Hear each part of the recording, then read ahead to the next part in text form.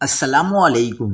کراچی میں تجاوزات آپریشن کے خلاف شدید احتجاج، شہری سڑکوں پر نکل آئے، گاڑیوں پر پتھراؤ، ٹائر جلا کر سڑکیں بلاک کر دی۔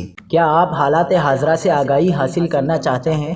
خبر کے پیچھے چھپے اصل حقائق جاننا چاہتے ہیں تو ابھی سبسکرائب کیجئے جلمل پاکستان کو اور ساتھ ہی گھنٹی کے نشان پر کلک کر دیں۔ آپ کو بتاتے چلیں کہ ناظم آباد نمبر 4 مجاہد کالونی کے قریب تجاوزات آپریشن کے خلاف شہری مشتعل ہو گئے۔ میٹرک بورڈ آفس کے قریب شہریوں کا شدید احتجاج، ٹائر نذر آتش، مظاہرین نے گرین لائن بس سروس پر بھی پتھراؤ کیا، کئی گاڑیوں کے شیشے توڑ دیے گئے، اطراف کی سڑکیں بلاک کر دی گئیں۔ شہریوں کو شدید مشکلات کا سامنا کرنا پڑا۔